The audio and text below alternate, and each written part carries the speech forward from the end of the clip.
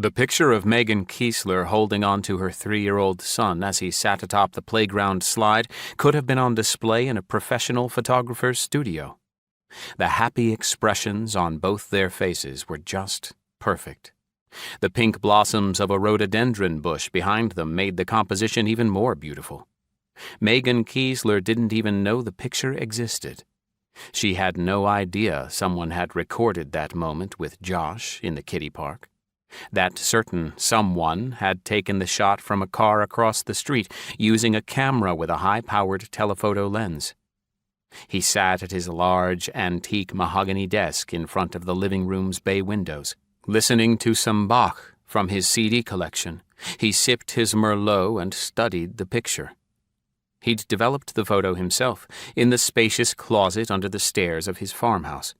He'd converted the closet into a darkroom, one of the first changes he'd made after moving into the place. He'd taken scores of other photographs of Megan and Josh Keeler, and many of them now littered his desk. Photos from back when she'd been pregnant and had rarely stepped outside that tiny apartment by the monorail.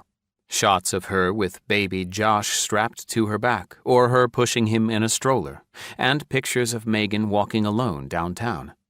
As far as he could tell, Megan had never been aware that someone was watching her and capturing all those moments. He thought of how in some cultures people objected to having their pictures taken because they believed it stole a bit of their souls. If that was truly the case, Megan Keeler had no idea he'd already stolen a huge chunk of her soul.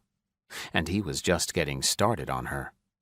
His favorite picture was this one on the playground slide with Josh. If Megan had known about the photo, she'd probably have had it framed. He could see it on her bookshelf in the living room, where she kept that blue crystal vase and her meager video collection. Mostly classics, with an emphasis on the Hepburns, Kate, and Audrey.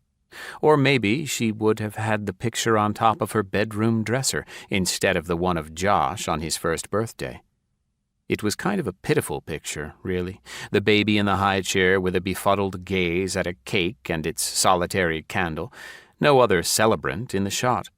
Obviously, there was no one else present besides his mother.